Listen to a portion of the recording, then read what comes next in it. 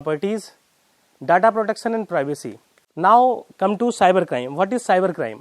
Cybercrime, any crime with the help of computer and telecommunication technology. We are living in the era of telecommunication technology, so any crime with the help of computer technology and telecommunication technology is called cybercrime. And any crime where either the computer is used as an object or a subject. और ऐसा कोई भी crime जहां computer को एक subject या object के रूप में यूज किया जाता है वो साइबर क्राइम है। साइबर क्राइम को हम 3 भागों में विभक्त कर सकते हैं। पहला, साइबर क्राइम अगेंस्ट पर्सन, किसी व्यक्ति के खिलाफ कोई क्राइम, साइबर स्पेस से किया गया क्राइम। किसी साइबर क्राइम अगेंस्ट प्रॉपर्टी के खिलाफ कंप्यूटर से किया गया क्राइम।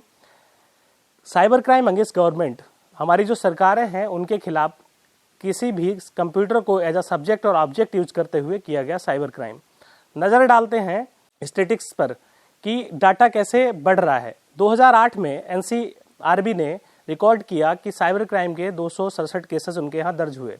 इसके बाद ये डाटा 2012 में 2213 केसेस पहुंच गया। इसका मतलब है cyber crime day by day बढ़ रहा है। तो इन क्राइम्स को डील करने के लिए हमें साइबर लॉ की जरूरत पड़ी। इसीलिए भारत में आईटी एक्ट लाया गया।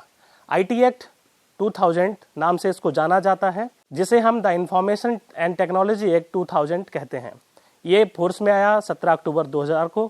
तो इसका प्राइमरी पर्पज क्या था कि जो इलेक्ट्रॉनिक कॉमर्स है, जो भी इलेक्ट्रॉनिक ट्रांजैक्शंस हैं, जो भी इलेक्ट्रॉनिक डाटा है, जो भी गवर्नमेंट का है या बैंक्स का है, इन सबको एक लीगल रिकॉग्निशन प्रदान किया जाए, ये इसका प्राइमरी पर्पस था। इस एक्ट को 94 सेक्शंस और 13 चैप्टर्स में डिवाइड किया गया।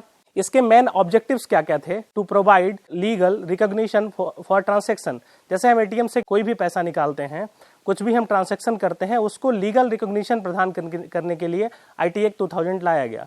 To facilitate electronic filing and document with the government agencies. Government agencies जैसे जो भी हैं, जैसे हमारी इनकम टैक्स विभाग हुआ, उनकी जो इलेक्ट्रॉनिक फाइलिंग है उसको लीगल एस्पेक्ट प्रदान करने के लिए आईटी एक्ट लाया गया। और इसके साथ साथ Indian penal code, the Indian evidence act 1872, the bankers act, the bank